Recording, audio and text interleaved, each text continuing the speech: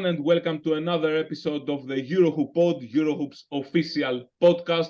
I'm Antonis Stroggylakis. As always, I'm joined by my great colleague, Cesare Milanti, and we have someone really special with us today, a bona fide European basketball legend. Honestly, the list of team titles and individual titles is enormous. I will just mention the major ones. He's been a EuroLeague champion. He's been a Courage Cup champion.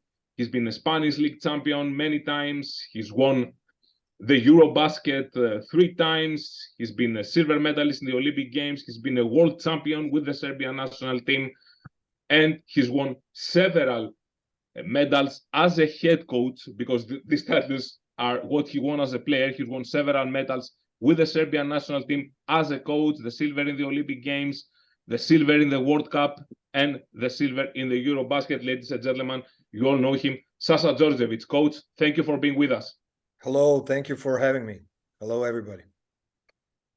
So, and what I didn't mention, of course, is that you are currently the coach of the Chinese basketball team. You've been with them in the World Cup. National team. Yeah, the Chinese national team. We're going to talk about it later. But what I'm wondering now, and this is how I'd like to start, is you are not coaching right now. You are not coaching a club right now. Do you miss it? Well, I think everybody in his profession, once you don't do it every day, you're missing it. But I'm very focused in my current job as a head coach of a national team of China, and to tell you the truth, I'm very busy because every day I receive at least 5 games that are played in China, and I watch them. So that's what I've been doing this whole morning, and checking the shape of the players that are already on my list, checking some new names, always watching and following, and being in touch with the federation, and of course with all the players. So I don't believe that that you can stop coaching. Even now, we are, you asked me to join this talk as a coach, so our head is always working. So yes, I do miss a club, but on the other hand, I'm very happy with the choice that I made, and very focused in a current situation with the China national team. And I remember, Coach, listening to one conversation you had with my Italian friends in Area 52 last season, and you said a coach always works. Like every day I'm working, as you just said. So can you drive us through what are your activities daily with the national team, other than like watching games? Do you have some other kind of stuff that you're particularly focused on? No, actually, since all the players are playing in Chinese league, only we have under 19 point guard that actually is on a Varese roster. Yeah.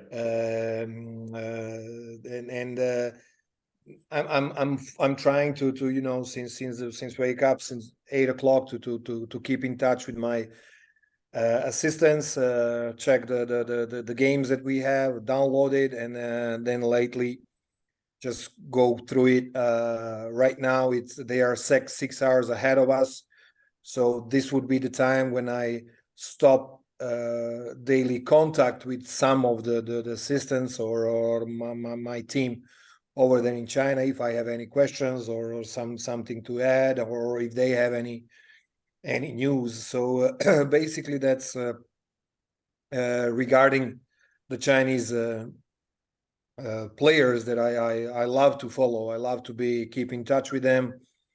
That's what I always did, and I believe in that part of the coaching job, that the personal relationship is very important, especially with the players right now. And since we have the means to do it, we're doing it. Yeah, of course.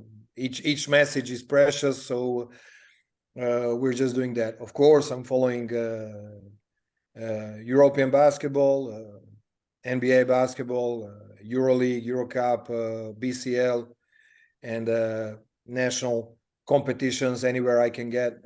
Satellites is always on. in my home. So every game that you can watch, you can learn something, you can see something new, you can check how your colleagues work, you can check the development of the players that you like to follow or the teams. So basically, as what I said to your colleagues, it is truth. The coach never stops. You always try to upgrade your opinion, your vision of basketball. So that's it. Yeah, of course, the floor, the wood, the parquet is missing. The court, yeah, of course, is missing. But on the other hand, that's the choice. So we just go for it. Yeah. You said, coach, that this was a choice. So I'm assuming that there weren't any conversations or offers by any club, something that perhaps you could combine with the work that you are doing for the Chinese national team. Was that a question or your consideration? Yes, I assume. I assume. Okay. Coming from Greece, because you said that it was a choice. From Greece, I understand the kind of question that you would like me to answer, but you said it as a consideration, so I would just, cross my hands. I'm crossing my hands and asking the question. Did you have any conversations with clubs? Something that you can combine with China? I'm a head coach of China, and I'm very serious in that question right now. I'm head coaching that, but the contacts and the daily basis talks are coming, but of course nothing concrete, nothing that is regarding your question, because I believe that you cannot do professionally your job looking for something else. You have to focus in what you have right now, and I'm very, very focused in how to develop the national team, how to develop a little bit the level of basketball that we can try to raise up a little bit and be more competitive on the international level, and that's what me and Yao especially, we're very focused in that, and then we're going to try to do it, bringing some new faces, and that's my job right now. I'm really surprised that you remember the way that most of us in Greece ask our questions. Of course. Making a statement, and then expect the other person to answer. Listen, years are passing by. Age is coming up strong, but we have to keep our mind and our ears very open and careful, so we know how to defend ourselves. Right. I'm just kidding. I know the curiosity of media is always there, and we do appreciate it in a sense, because if it wasn't, it's meaning that you're not good enough. But it's okay. Good try, Antonis. Thanks. Okay, coach, just to touching a little bit more on the Chinese national team, talking about the World Cup, there were some high hopes about the potentiality, the performances of China in the World Cup. Of course, we know the results. But one question that struck me and Antonis when thinking about preparing this podcast was like, China is so huge, there are tons of people, tons of land, enormous interest in basketball. Basketball is huge, as big as China. Yeah, as we saw in decades. So we know you've been there only for a limited period of time, but what do you see is the problem in producing players and talent eventually in the country? Well, it's a very complex question. I would love to talk about positive stuff, not about the problems, because I don't think that the podcast could be a good place to start talking about problems. One thing they have is their rules. They play 48-minute game. This is something that I've been following the games and following the way the game is played. I believe that's something that can be changed and that can help the players and the coaches towards getting used to the international way of playing, not to say European, because obviously Europe is dominating the world basketball right now. I'm not saying it underline the I'm just saying it to underline the more than 130 players in NBA right now, and some of the biggest stars like Antetokounmpo, Jokic, and Luka Doncic being the best players right now in NBA, together with their great American stars, and the way they played the last two World Cups and being away from the podium is showing that how the basketball is developing. It's developing in a huge speed and in a way that right now, after 3 years of pandemic way of living in China, where they managed somehow to play basketball, but until the end of the last year's season, they didn't have the fans inside. Only in the playoffs, they were allowing, I believe, 80% of occupancy of the gym. So it was very, very difficult for them, for the players, for everybody to stay focused, to develop their game, to get adapted to everything that is getting like the big changes all around the world, and you can feel it. So we focused this year, this summer, on organizing a lot of games against strong European teams like Germany, Serbia, Slovenia, among the others, Italy. And nevertheless, we lost. We had really a good feedback from the organization, from the federation, from the players themselves, because they know they need it. They know they need to compete against the best teams in order to grow. And that's something that China, due to its geographic the position, enormous, they're always enormous land, they're not allowed during the year to go and play some kind of a European competition parallel with their competition, and they're very focused on playing always against themselves during the year.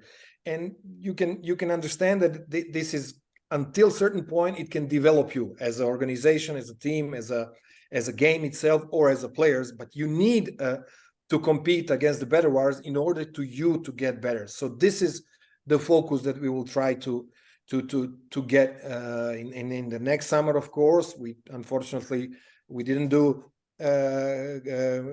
well in a World Cup. That's the truth. We had some injuries to the last 3 games. We played without our captain and starter on a 4th position. Very experienced player that we felt his absence a lot. We have some young roster. I put some very young players like 19-year-old Su Yongxi, who was, after February window last year, he blossomed and his game raised up, that he was the rookie of the year in CBA.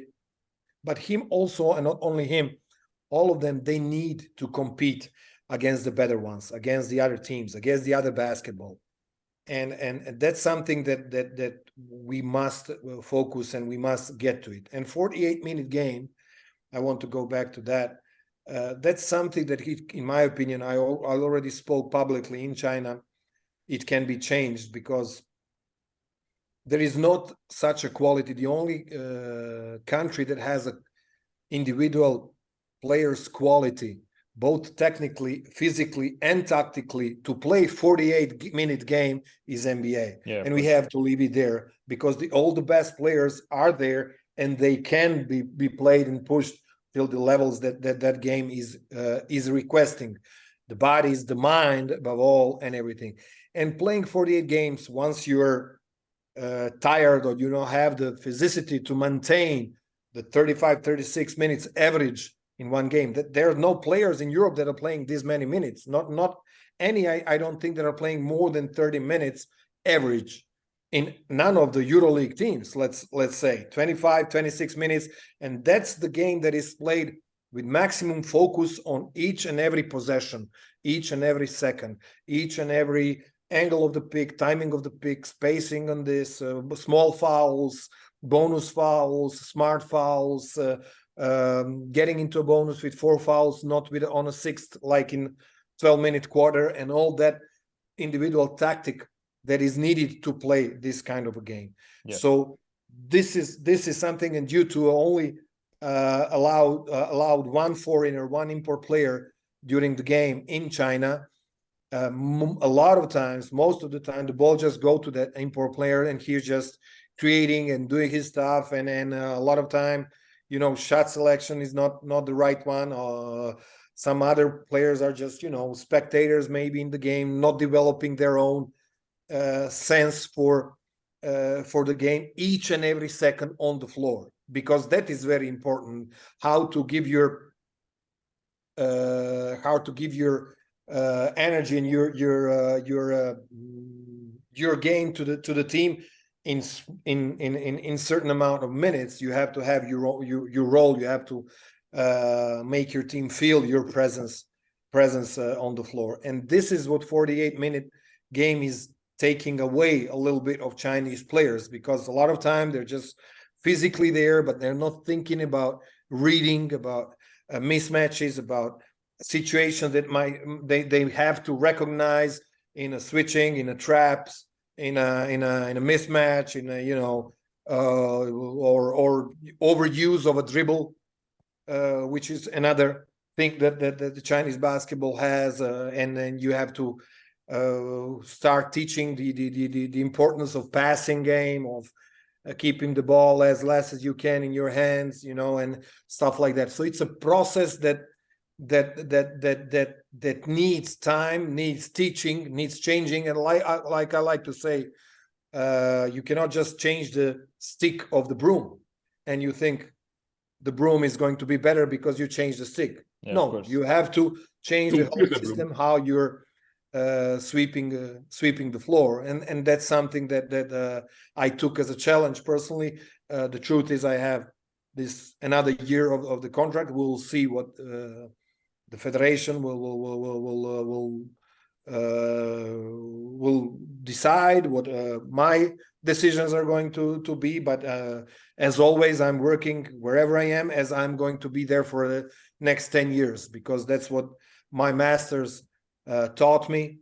The old coaches, they always say, you just work in wherever you are, as you have to be there for 10 years, and you have to leave it better than it was before you. So that's what coaching a little bit in a global way is. So I can talk a lot about this, because I'm thinking a lot about that, about Chinese players, how to help them, how to make them understand. The language is also a problem, because not all of them speak English, and translation in the moment when you also with the gestures or energy, or you raise a voice or your low voice, you have to transmit to the group, to the players. Something is lost in sometimes is lost in translation. So that's also something that I would love Chinese young players above all to start learning English, because English is basketball language anywhere. So we have to communicate, and coaching is communication. So there are things that it could be changed, but also there is a process that has to be done, because we all know that even with a huge Hall of Famer, huge player as Yao Ming, Chinese basketball did never went above quarterfinals of any of the competitions, and their focus is on qualifying for the Olympics. But I would love to go into a battle for first four positions.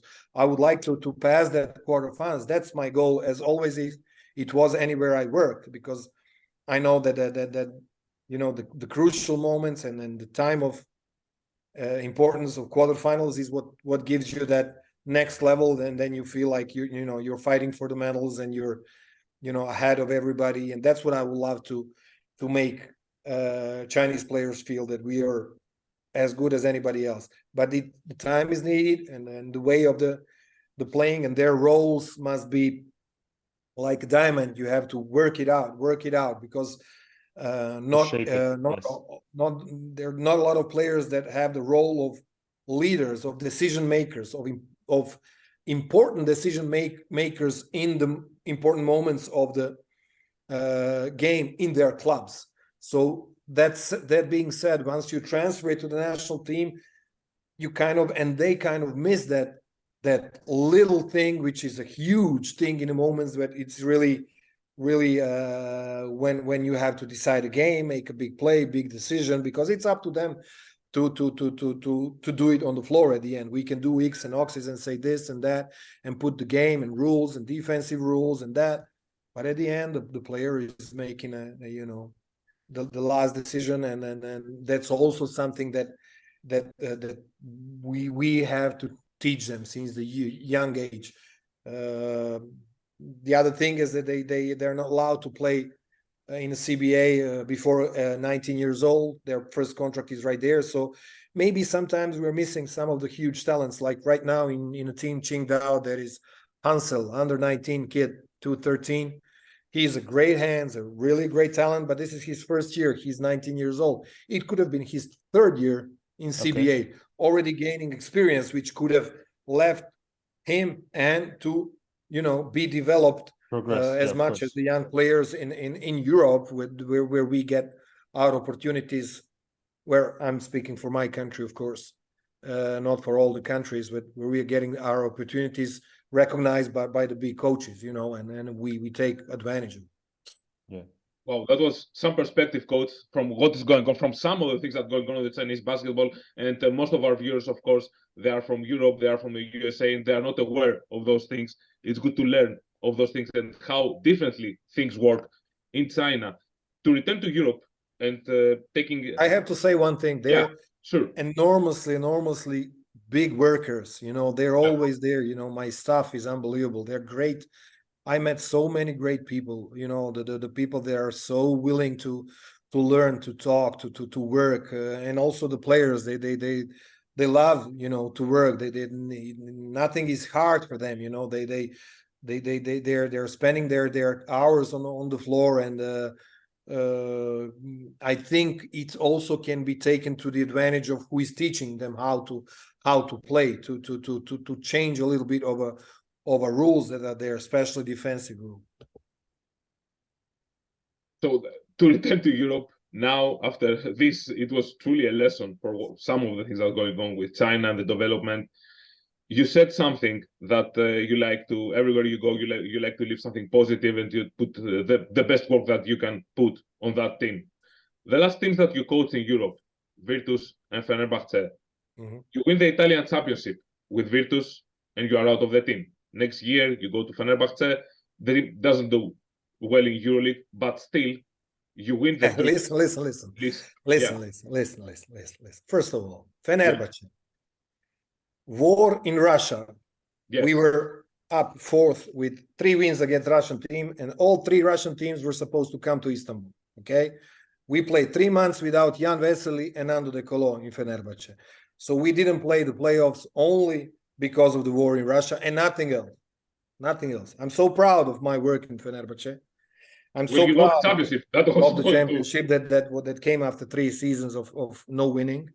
I'm so proud that I managed to, with my staff, to recreate the winning atmosphere that is needed to be in the teams who want to win. Because one thing is the atmosphere of the winners, the other thing is the winning atmosphere that you have to create. And that's what we recreate with Fenerbahce. And they took a decision earlier than before. They didn't wait till the end. Yeah, it was leaked away in the media that the season is over. Djordjevic is out, regardless of what is happening. Listen, that's their decision. I accepted personally before we started to work one demand of their president, of Mr. Ali Koch, that if we don't qualify for the Final Four, I believe, or for the playoffs for EuroLeague, my contract is not 3 years, but they can finish it right there after 1 year. Even though I didn't make the team, I didn't choose any of the players. I came after it. They already created. And that's very hard. Many people don't understand this, how difficult it is for a coach to undertake a team with players he didn't choose. Listen, I only know that with every and each player, we are going to hug and as hard as we can once we see each other, and that's the best I can leave after my job. And I'm not saying this as a polemic. I'm not saying this as that's just the world of our coaches. I'm just doing what I can, what I'm capable of. The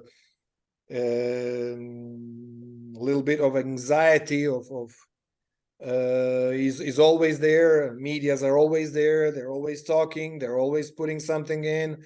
News are here, news are there, problems on the bench, some other guys coming, some other this and that. It's not helping the atmosphere, but that's how it is. That's how it is. That's what we have to take. But I had to underline this EuroLeague situation with Fenerbahce, because it is very important that people understand it. It is very important that people look how many Turkish young players this coach put on the floor, and also Italian and also Greek players. In my job as head coach of Panathinaikos, you don't maybe remember, but Papagiannis left after my year of coaching to the NBA to be drafted on as a 13th pick. And we had players like Karalampopoulos, very young, 18 years old, and Lutsos, 18 years old, Bokoridis, 19, and they are not right now playing where they're playing. And I know how we greet each other once we see each other. So that's something that, talking about Paiola, maybe here in Italy, everybody can see the work we did and how we managed to repeat the smart signing of example. My way of working was, we had a Papagiannis, he was not ready, but we signed two players, Raduljica, who was a offensively dominating 5-position players, and Papagiannis had to play defense on him every single practice. On the other hand, Papagiannis had to play offense against one of the best defensive fives in Europe in the last decade, which was Kuzmic in his primes after Panathinaikos. He also I took him to the national team. We won the medals. He went to Real Madrid and everything else. So it helped him to raise his personal level, one player as Papagiannis. And the same thing, very similar, was done with Paiola. Was my decision to put Milos. Exactly with Milos Teodosic and Stefan Markovic. You don't understand how importance of that player, of that leadership, of that way of playing, because they're very similar characteristics, defensively oriented. They can make a big 3 shots. They don't look to score.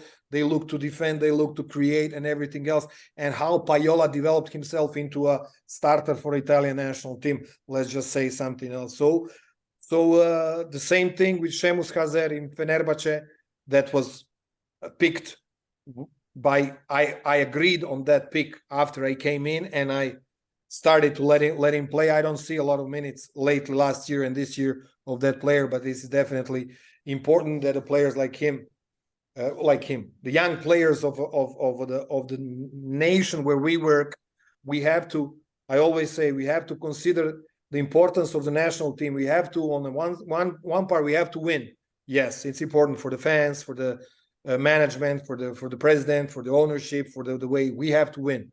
Yes, but on the other hand, we have to develop the young players of that country that we are working in. And I'm talking always as a coach who works in a foreign country, not only as a head coach of Serbian national team, where you always have to propose young and new teams and new players and new generation that will come up after it. So that's what I have in my work, and I firmly believe it. And it can be always when I see a team of one country with 12 foreign players, I don't like it. I love when I see Real Madrid with some strong Spanish players inside for a lot of years behind. Barcelona, the same thing. I played for both teams, and I know the importance of the national players. Not to talk about importance of Mr. Diamantidis when he was in Panathinaikos, and the players next to him, Focis and all the others that the team was winning. Very much thanks to that strong core of the team, and that strong connection that is needed. The domestic players have it. Absolutely. Right now, Olympiacos, it's a great example. It's a great example. Papa For Nicolau. years, Olympiacos was about the trio of Spanoulis, Printesis, Papa Nicolau were behind. Of course, Spanoulis, not to forget 2 years ago, of course. Printesis, Papa Nicolau, of course. That's very those are examples that I always love to underline, and it are guidance in my work. But what I wanted to ask you, because you want the question necessarily, how hard is it for you to win the championship? You are out. Next year, the same thing is happening. And especially at Fenerbahce, it was quite impressive because you beat an FS team that had just won the EuroLeague 3-1 in the finals. It's not hard for me. It's hard to someone who comes after me. Not in my spot, or to the people who take decision. That's hard for them, because they were in a problems after that, because it's something that you don't. I was talking to Velasco. Velasco is you know who Velasco, Julio Velasco, the legendary volleyball coach, master.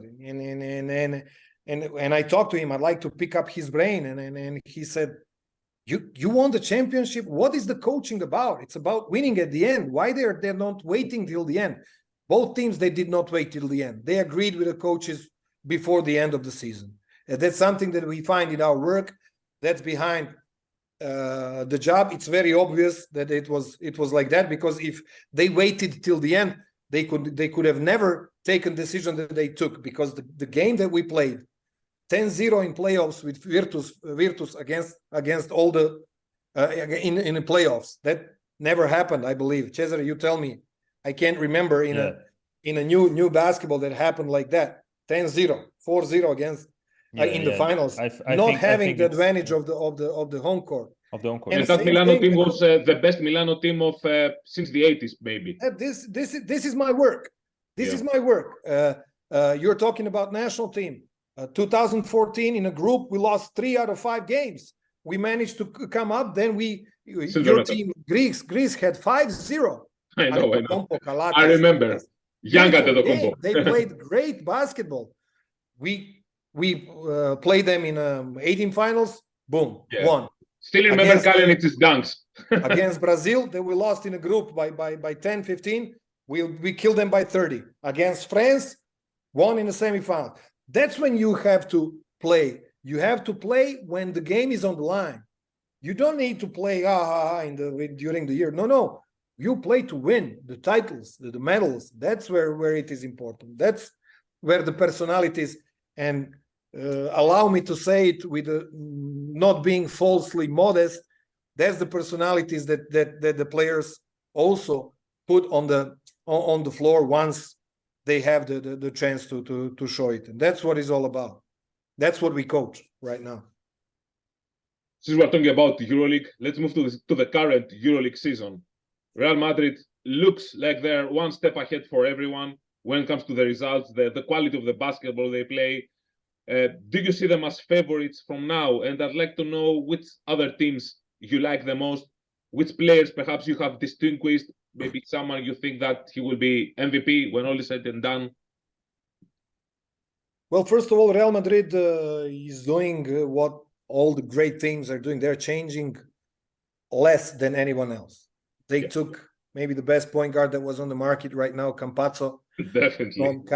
From coming from Red Star, and he was their player. And to tell you how much I think about him, when I was coaching Bayern, he was playing in Murcia, and I wanted him so bad, and we wanted him so bad. No one was considering him in that moment. He was under contract with Real Madrid, that I was talking with Herreros to bring him over and to give him the team, the Bayern Munich, because I believe that that's what he's showing right now, being the best point guard. They signed the best backup point guard in Europe for years behind, which is Chacho Rodriguez. He accepted to be a backup. He's doing it beautifully in 12, 15 minutes, doing all those LA things that Milano is missing. His pick and roll game with Tarzewski a lot, or with Heinz. Last year in the final, Chacho, he was an X factor for Real Madrid. He made a big shot in the end, even though he was that veteran, the guy who came from the bench. He was an X factor in the final against Olympiacos. Still in the If you allow me to talk, yes, I was about to say it, but as always, not only in that we have to understand the importance of their import players or foreign players, or moment when Dek was injured, and then Mario Hezonja came in to play in a position 4, very tactically, very perfect for him, for his body, for his being mature in a certain way, and he was one of the big keys in that game, because they couldn't find the solution for that quick Real Madrid team. They were switching in all the positions, only with the 5. They were playing a little bit of drop with Tavares dominating and Poiré, both of them, being the players that are. So Real Madrid changed not a lot with Campazzo, and Dek is back, which is playing. He's playing great, and those 2 Argentinian players are their character is so well known. So they brought that to Madrid, and Madrid is playing on the wings of the victory of the last year right now. They are so experienced. Llull is back physically, it seems like. Rudy accepted his role perfectly, being a silent leader that he is. Lately, 2 big men are dominating, and I believe coming up in the season, teams are going to adapt better to Real Madrid a little bit. They're going to find some solutions, and that's what I expect the teams to do. Barcelona is having a steady start. Olympiacos is having a steady start. Panathinaikos slowly will come up, I believe. I see that the atmosphere is there again, which is finally a good sign with Coach Ataman, and some good signings. Partizan Red Star are always a tough rock, especially in Belgrade. That's something unbelievable, unique. I don't believe there is anything like that in the world right now. With all the respect with Panathinaikos, Olympiacos, those Partizan and then Red Star are unbelievable. Taking advantage of the infrastructure that is very important to have as of today. Saying that the gym of 20,000 people is helping a lot to create and recreate this basketball legacy and atmosphere that both teams are together with the national team are bringing up so courageously. And I believe that that's the direction of all the teams should be, to build the great arenas, to present that to the fans, to the basketball fans. That's something that is really needed. Virtus is having a good start. Milano did not have a good start. They made some changes, kind of overloaded in some positions, in my opinion. Obviously, their playmaking situation is what it is right now, and they should have find that solution in the near future. And that's it. Fenerbahce had a tougher start than last year. They had a great win against Real Madrid. That was something unbelievable. It's only in basketball can happen. But trust me, I coached the China national team in semifinals against Philippines. Something similar happened. Only in the last second they scored in the last 20 seconds the winning shot. We missed the last shot, and we were winning by 20 in the halftime, just to say how basketball is. So I'm missing Russian teams. I have to be honest. I'm missing CSKA in EuroLeague a lot. Also Unix and Zenit, of course, because they did something. They did some good stuff lately, and but some new realities came up, like Monaco, which is the second year in a row with Coach Obradovic, my friend, doing really good and playing good basketball. A lot of athletes, a lot of physical impact to the game, and that it's a very interesting year. I would say. I don't want to predict anything because I'm not good in that. Like old Dalton Peterson is saying, he's always making a mistake. About it, so I'm not good in it, but it's a good basketball. It's a lot of good basketball, a lot of good players, good teams, and they're very close. Like I believe from 4th till 15th position. It's like 2 victories. It's a difference. Maybe even in this week with a double header, with a double game, it can be changed drastically. So trust me, I know how it happened when last year EuroLeague took the victories from us once the Russian-Ukraine conflict started, and it was impossible for 3 weeks to see the reaction of the players. They were so down that it was unbelievable. So everything can happen, but hopefully it can happen on the court, on the sport field. So you talked about Milano, a special team for you. Of course, you played there, you coached there, you coached against Milano when you were in Virtus. Ettore Messina is the one who's getting this season, especially the most blame from media, from players sometimes. Mike James, for example, criticized him for his rotation. Mike James. Mike James is not playing for him. No. I mean, please, players, be smart. Keep your voice down. We are talking about Ettore Messina, one of the best coaches ever. So he'll find a way to raise this Milano up. I'm 100% sure. And I don't like the other players putting their noses into some other people's businesses. It's not how it works. It's not how it works. You just, in my opinion, I don't follow it that closely as you guys do, and I don't want to. Of course, Mike James is one of the best players right now, and you know he can do whatever he wants. But I don't like. I like to look in the plate that I'm eating from, in my own plate. I don't like to look in the plate of the others. Yeah, I was about to ask you if you believe it was fair or not to put the blame on Coach Messina for what's the situation right now in Milano. Almost exclusively at Ettore Messina. No, but you cannot, guys. Ettore Messina won the last 2 championships with Milan, right? And some Super Cups, and he was close to go to the finals 3 years ago in Final Four, and that's just in the last 2-3 years, right? So what about everything he did? So it's too easy just to put a finger into someone else.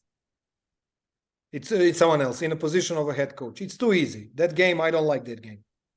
I don't like that game. You win and you lose together, and everybody has a responsibility for good results, and everybody has a responsibility for a bad results. What I like to say always, when you point fingers, you have 3 of them towards yourself. So that's just a little bit of esame di coscienza. How do you say? Exam of. You can translate, Cesare. Like exam of conscience. Self-conscious. You're stepping on the floor, please. From one legendary coach to another, Zeljko Obradovic and Partizan, last year they are up to 2-0 at Real Madrid. Everyone believes that, wow, they're going to sweep the series. And then this brawl happens. Everything is turned upside down. Players missing from one side, players missing from one side, and they don't make the Final Four. Do you think that Partizan with Zeljko Obradovic will make the Final Four this year, next year, eventually? That's obviously their goal, and it should be. Partizan is a huge European club with the best legendary coach, with the best coach, and it should be their goal for sure. If they can make it, I would be the happiest one if they make it. I was very sad that they didn't make it. They deserved to do it, but the mistake was made the mistake was you have everybody has I call it individual responsibility, and players will play to play, coaches to coach, and fans to do the fans. And you have to play. There is no place for fighting, for losing your head in a moment of possible glory for yourself personally, and for the club that is paying you a lot, and for everybody else that is working for you to put your game on the floor. What do you think? All the games that all the big players were playing, there were not provocations and elbows and hard fouls and everything else. So everybody should have, Gallis should have reacted all the time when we came to him and hit him all the time intentionally. He should hit us back. What are we talking about? What are we talking about? Fight in a moment like this. It's completely responsibility of the players who were on the floor, and that's it. To keep your cool. And that's it. And plus the situation that was in Belgrade before the fourth game with the killing of those kids, unfortunate kids. Yes, I was the one who said that it should not have been played, the fourth game, due to respect to the families and to the late kids and to the situation, to the city, to the nation that was really suffering. But decision was taken. They wanted to play, but no one was himself. Everybody was crying on the stands. Everybody was crying on the court, and the game was not played in the right conditions for the athletes. You know what I mean? And their hearts were not into place for the game. Yeah, that was very, very hard. It was very hard for emotionally. That was very hard, and you have to play with your head cold, peace in your mind and fire in your heart. And it was everything but not peace in your mind, and that was I didn't even watch that game. It was very hard when the start and everything. And obviously Real Madrid experienced they took advantage of that momentum, and they just played their good game. They deserved to go to the finals. At the end they won, but that's basketball. Yeah. And talking about Serbian clubs, we wanted to touch also on the Serbian national team, which ended the FIBA World Cup a second silver medal, a success. But considering the fact that also for what you were saying before, talking about the Chinese national team at the level of global basketball, which is changing with the USA not making it to the final once again, unlike in 2014 or not in finals, the Olympics. not in the first four. Yeah, no, exactly. Not making to the podium. Yeah. Do you consider that as a missed opportunity in a way for the gold? Because unlike, for Serbia? example, you faced two powerful USA teams in the Olympics and the World Cup in the final. Yeah. And this time there wasn't such an opponent in the final. Well, listen, Germany. We played against Germany in a tournament in Hamburg as China, and my players were astonished. They said they're so physical. They were one speed more. We lost by 40, 50, something like that. And there you could see that Coach Gordy was doing a great job with them, and the players were so fired up, focused, locked in. Their leader Schroeder was unbelievable the whole summer, and you could see that they played for that. They played for the win. So you have to give credit to the winning team. You cannot always talk about the what you missed or this and that. You have to give the credit to the winning team and say Germany was the best team. Congratulations. Serbia played great basketball, really good. They had a great leader in Bogdanovic. And trust me, I'm telling you, when you have that kid on the floor, things are easier because his way of understanding and playing and practicing basketball is so, it's great. It's great, and you could see that they had a great chemistry. Milutinov stepped up really big at the end. Not all of the players had their best game in the finals, which is normal. And Dobric injury. Germany just took the gold. That they were ready. They were ready. They just wanted it. They were playing, and I think that a year before in the EuroLeague, in your Euro basket in Germany, when Germany won the bronze, losing in the semifinals, really tight game. I believe it was against Spain. It really took the chip out of their shoulder. They finally got a medal. That bronze gave them the belief that they can do it. And together with Schroeder and Wagner brothers, they were unstoppable.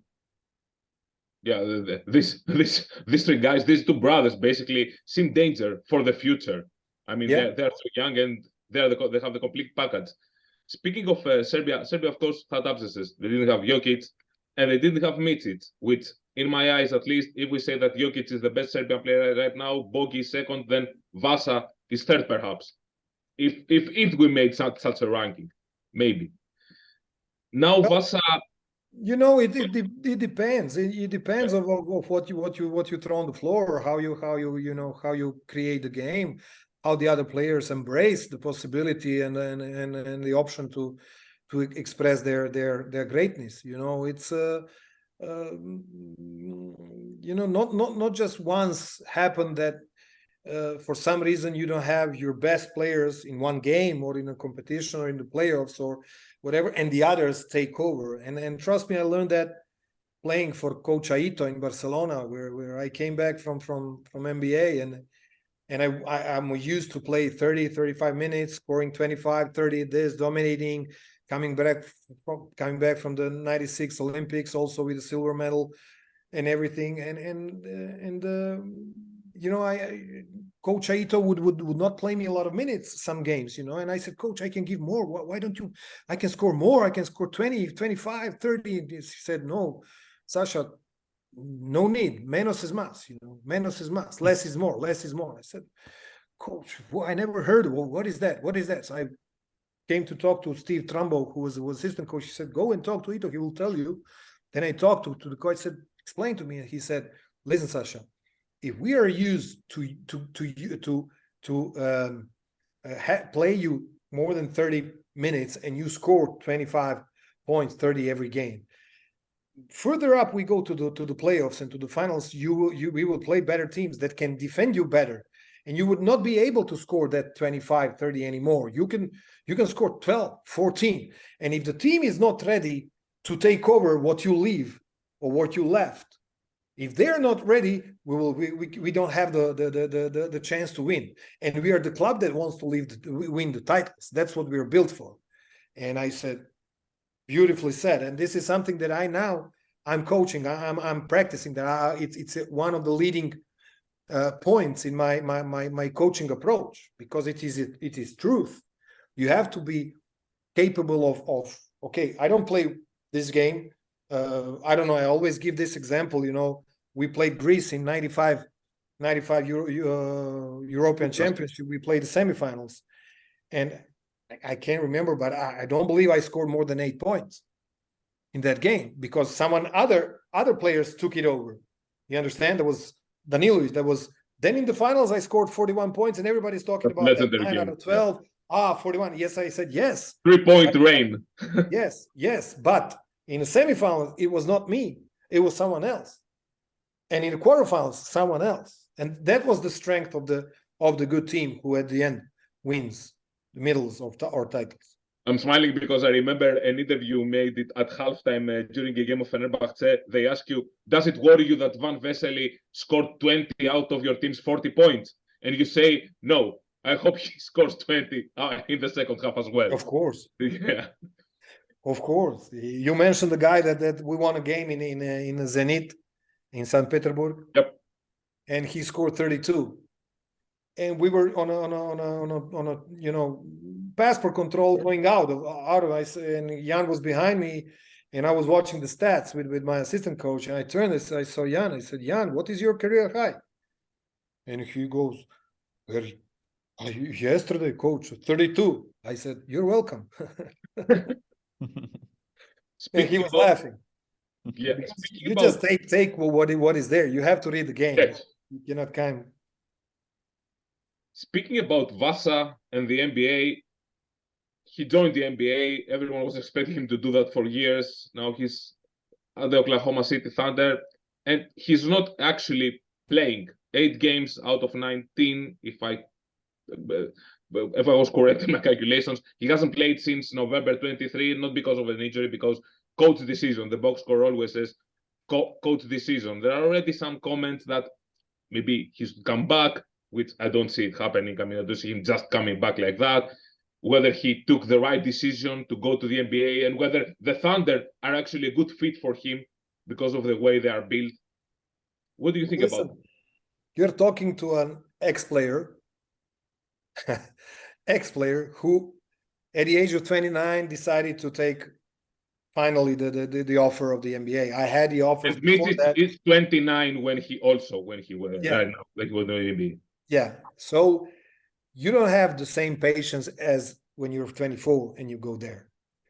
to wait for your chance. That's one thing because you're used to dominate, you used to play, you used to, win games, win titles, win championships, play Final Fours and everything. And all of a sudden you have to adapt yourself into a role player. And not always, not every game. It's not easy. Mentally, it's not easy. And I don't think it's easy for him. But, he's a professional. Everybody has their own desires, but also responsibility towards the contract that you signed, towards the people who expect something from you. So it's always two-way street, what you wish and what you're getting from. So you have to be able to give back the best you can. Speculations are over there. Their market will be open soon, and we will see. I don't know what his thinking is. If he has a quality, of course, to be there, yes, one of the best guards lately coming from EuroLeague, from Serbia, and that was his dream. So he knows what he's doing. You gave me the pass again. You and the NBA, for most of the younger people, it's a mystery.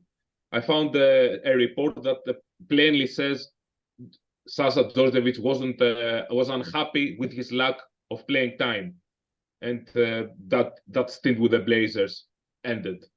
What was the case? What happened back then? That's it. The case simple thing. Simple. I love basketball. I love playing basketball. I love decision making. I love responsibility. I love to put on my shoulders the game itself. I loved to make my teammates better. And coming from playing the finals and this and that and medals and blah blah blah, and you come at the age of 29, exactly the story that I told you. And then we played a game in Denver. I remember after 6 minutes of playing time, I touched the ball two times, scored one layup, had one assist. So after 6 minutes, I was on the bench, and everybody was like, "Great job, Sash! Great job!" I was like, "Great job! What?" The game was finished. I pick up my phone. I said to my agent, "Listen, I want to play. Find me the team. That's it. That's it." So the offer of Barcelona came up because Barcelona at that moment was struggling in a championship in Spain and in EuroLeague. They're about to be kicked out in that early stage, and before the Christmas, I believe on the day of Christmas, I signed for Barcelona. I was so happy to go there. I was really fired up, and beautiful time of my life. It was achievement for me, to come back and play for Barcelona. That was a great thing. And as soon as that offer was there, I just accepted it, and that's it. No regrets then? Absolutely not. I regret only for the things that I haven't done, not for the things that I've done. Yeah. All right. And Coach, we would like to wrap it up talking a little bit about future faces, future players, and talking about Serbia more particularly. The name of Nikola Jovic comes out. Yes. He had a great tournament in the Philippines. Unbelievable. Glimpses 20 of years leadership. old. 20 years old. Do you believe he's going to be the face of Serbia in the future? Do you have any Absolutely. other names He in is mind? already, I think. Okay. He is already. Wow.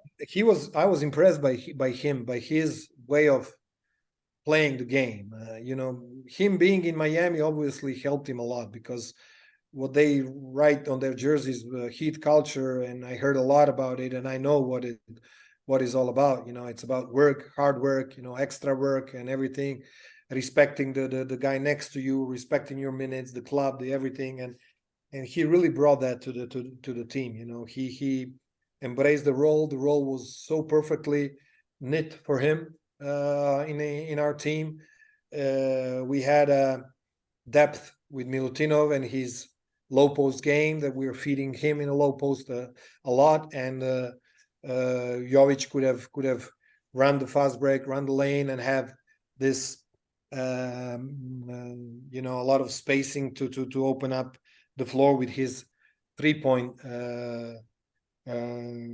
shot that he really did. But what impressed me the most, his running, and he's in 5 steps he would just go be on the other side of off the floor, just scoring, laying Very up, fast, making yeah. it easy. And those baskets, those easy baskets, are facilitators towards the security of all the team, towards being, having the advantage and playing the good game, because those are the precious, transition or even just the fast break points are the most important in a competitions like World Cup or European Championship, because it gives you the advantage early, and then you can manage the minutes. You don't have to play point by point game like in the finals. You don't have to spend your nervous and your physical energy all the time.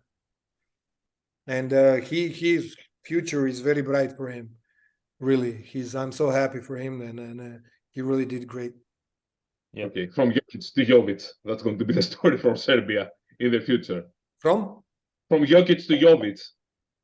Well, I believe Joka is going to be back. His head is what he is. A great guy. He's an unbelievable player. Unbelievable, one of the best in the history.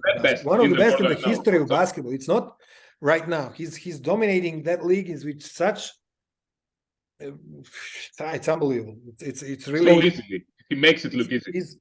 Because we always underline togetherness. Togetherness comes from being unselfish, and in his life and his way of understanding basketball, he is the most unselfish player ever. Like the guards, he just loves to play for the others. The others believe in his passing. He's developing the other players' game. Everybody around him is better. He's just having triple doubles on that position and playing like that and playing. It's unexplainable. It's really great. It's going to be. It's wonderful to have him. Wonderful to coach him. I had a chance to coach him in a young age, and then 3 years after that in the World Olympics, Cup. It was his debut. Olympics and in the World Cup. In the World Cup, it was tougher for him because everybody was against him, especially the Spanish guys and Argentinians. It was very, very tough. But he grew up so much. Coach, I don't know about you, Cesare, but I learned so many things today, and this is a joy for me when I talk to someone like you with your experience and your expertise on basketball. It's not only about we want to make headlines. I won't deny that. We want to get those titles, but we also like to learn things and get an extra insight on everything basketball. And that's what I got today, at least from this conversation. I'd like to thank you for that, first and foremost.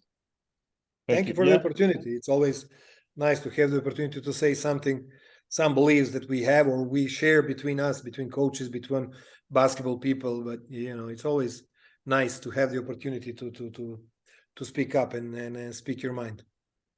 I fully agree with you, Antonis. Yeah, same. Yeah, it was great, especially about things that, as I said before, many people don't know so much, like the China situation and how are things here. And many people, and this is a question, for example, we ask you this question about China because many people are wondering, and these are questions we believe that they should be answered at least. Anyway, so that's a wrap for today for this episode of the EurohooPOD. As always, you can find us on YouTube, on Spotify, and several other platforms. From Cesare Milanti, farewell Cesare, and from Coach Sasha Djordjevic, obviously. Thank you, Coach, again. Thank you. Thank you, Sasha. Thank you, guys. And Antonis Stroggylakis. See you next week. Take care, everyone. Bye-bye. See you.